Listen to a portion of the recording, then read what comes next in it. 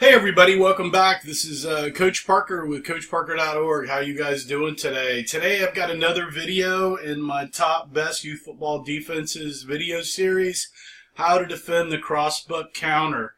And of course, all of this is coming out of my 6'2 multi-8 youth football defense. So let's get started. So last week I started this video series. I'd had an article on the blog that's done real well for a long time, so I'm doing an offensive video on what I think are some of the top and best plays in youth football. This is number 9, which is this split wing left 36 crossbuck counter here.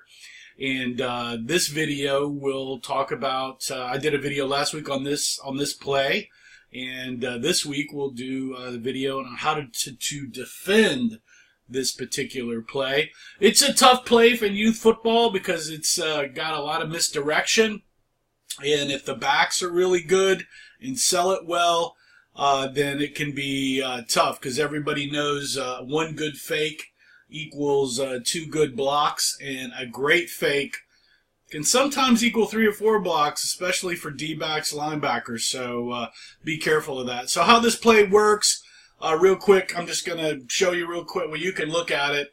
The 2-back, this is a 36, so the 2-back's going to go through. The 3-back is going to wait, let him clear. Quarterback will swing around, give it to the 3-back going in the opposite direction. And basically there's a split block probably there. I don't think they're pulling anybody. They could pull somebody over, but I think they'd hit the quarterback here. So this is how I've got the play set up. We've run it. It gets 3 or 4 yards of play, if not breaks. It depends on how good your backs sell the fake. So that's the play. So let's now talk about how to defend this crossbuck counter.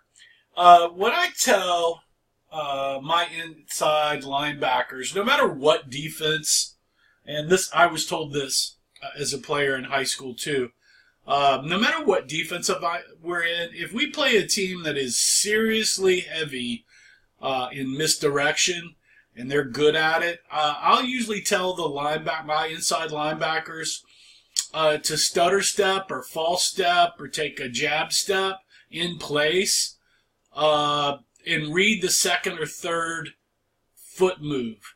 I'm not going to take off on the first motion, and probably that's a good thing all the time is to read the second foot step.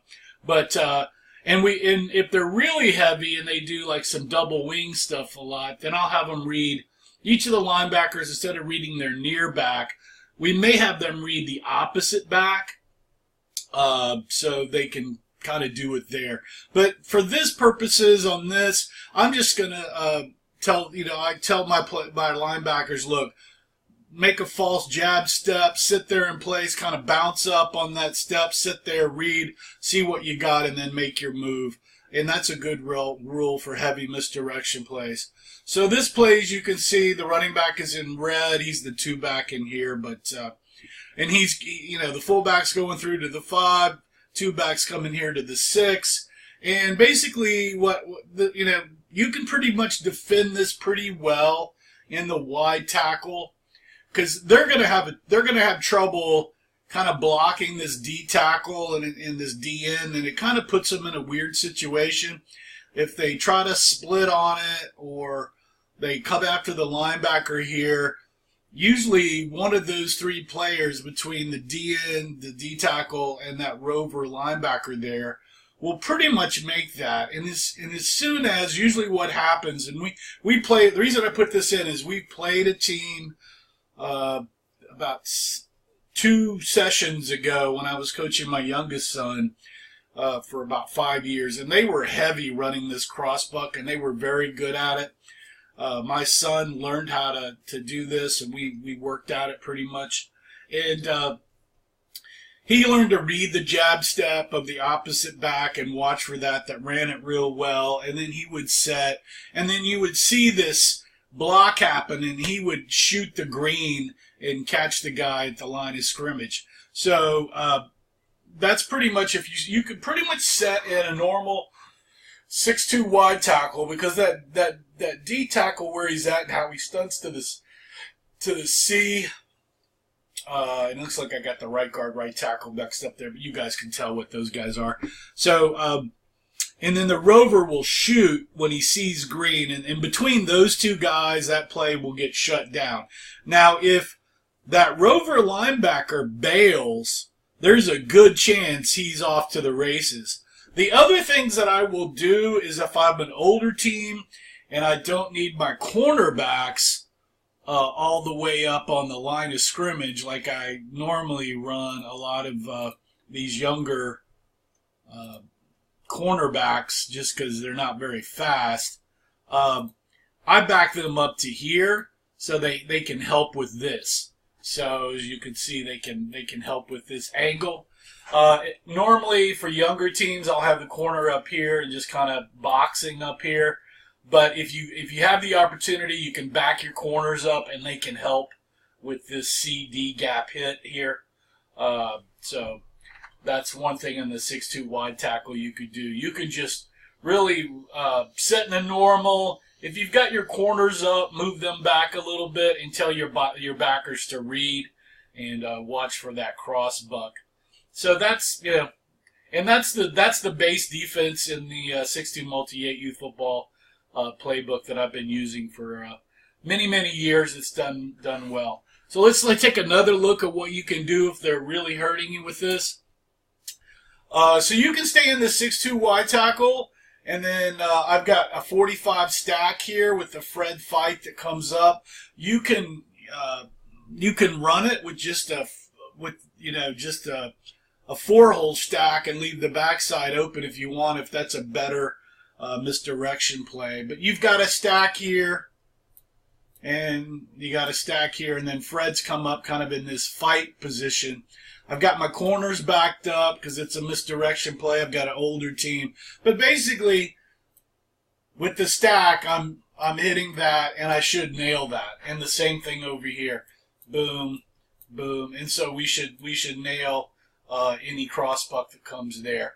I'd like that stack for any team that loves to run and C-gap all the time and come up with your Fred into a fight, or just call it a 6'3" and do the stack out of that and kind of move your corners back. That works out really well too.